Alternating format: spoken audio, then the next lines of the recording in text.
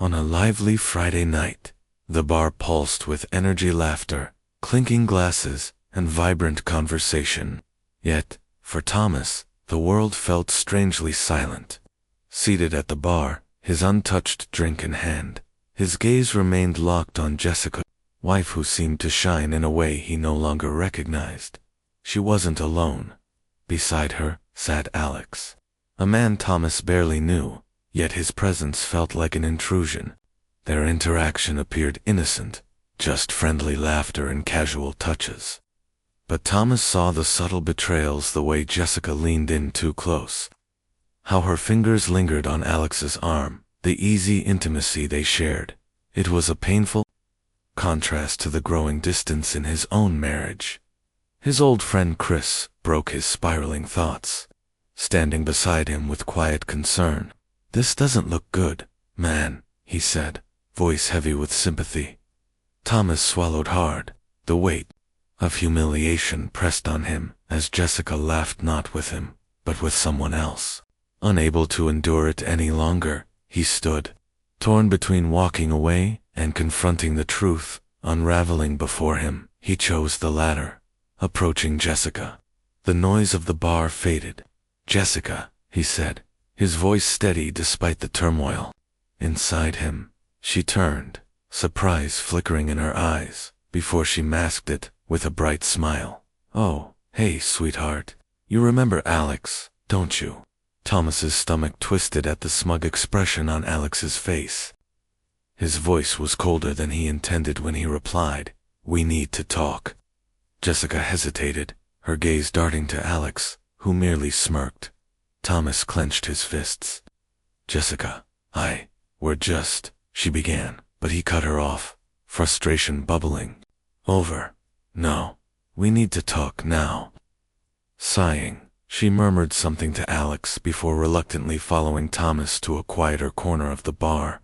Her arms crossed over her chest, her expression defensive, almost irritated, as if she were the one being wronged. "What are you doing, Jessica?" he asked, his voice laced with quiet pain. "You're making a scene," she scoffed, her annoyance apparent. "A scene," he repeated, disbelief hardening into something sharper. "Does a friend put his hand on your shoulder and whisper in your ear? Do you laugh like that with a friend?" Jessica rolled her eyes, dismissing his words with a wave of her hand. "You're being paranoid. Do you always have to be like this?" The word paranoid hit him like a slap. "Paranoid," he echoed, his voice barely above a whisper. The betrayal stung deeper than he had expected. "If this is how things are now, maybe we should," but the words faltered. The reality of it all crashing down on him. Jessica held his gaze for a moment before shrugging indifferently. "If you're so uncomfortable, maybe you should leave. I'm having fun." And with that, she turned, walking back to Alex, as if Thomas's heart hadn't just shattered right in front of her. The laughter, the music, the clinking glasses, it all continued, oblivious to the man standing there, watching his marriage unravel in real time. Stepping outside, the night air was cool, but it did nothing to calm the storm inside him.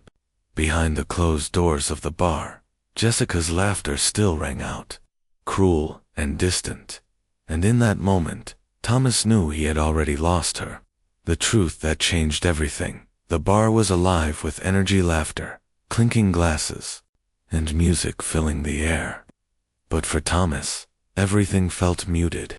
Seated at the counter, his drink untouched, his gaze remained locked on Jessica, his wife, who was glowing in a way he hadn't seen in years.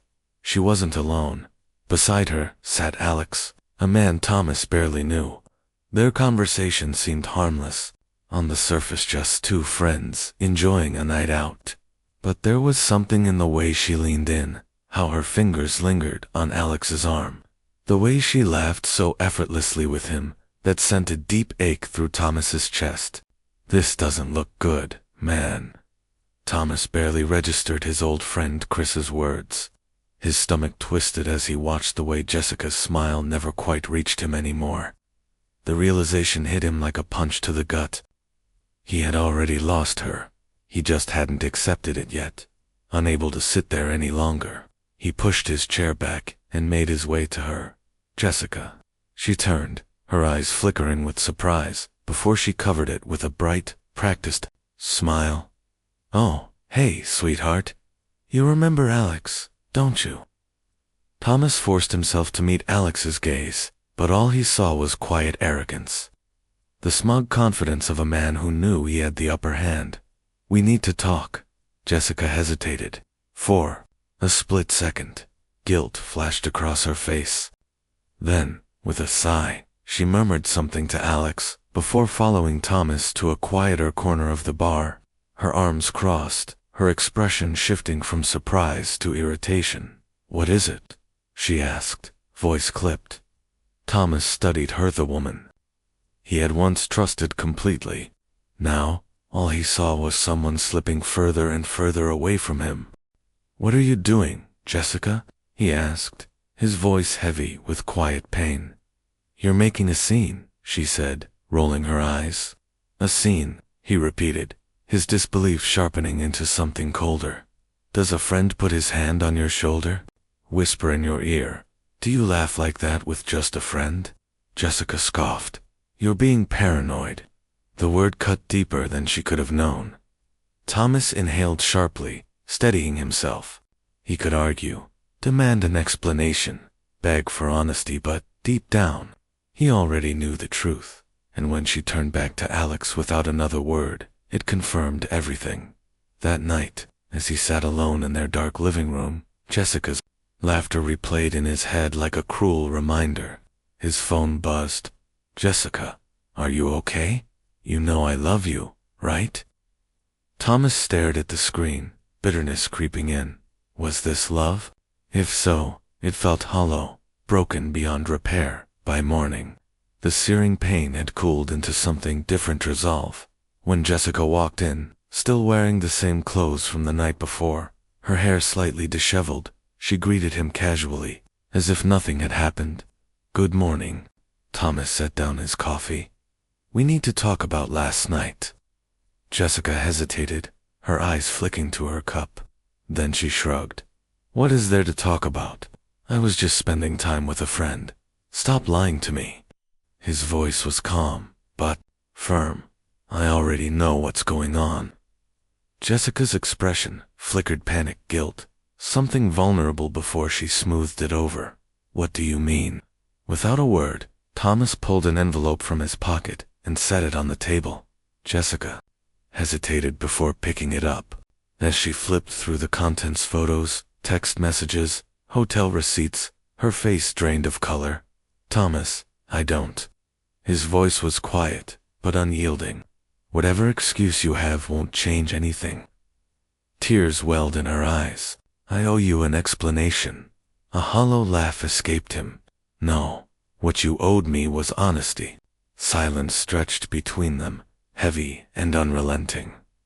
Jessica placed the envelope back down, wiping away a tear. I love you, she whispered, voice trembling. I never wanted this to happen. His heart ached, but his resolve didn't waver. If you loved me, you wouldn't have done this. Desperation flashed in her eyes. What do you want me to do? I want you to leave. Jessica's breath hitched. If you ever want a place in my life again, you'll have to prove you've changed. That means therapy. That means effort. But right now, there's no place for you here. Tears streamed down her face as she gathered her things. When she reached the door, she turned back one last time. I don't want to lose you, she whispered. Thomas didn't respond. The door clicked shut behind her. For the first time in a long time, the silence brought him peace.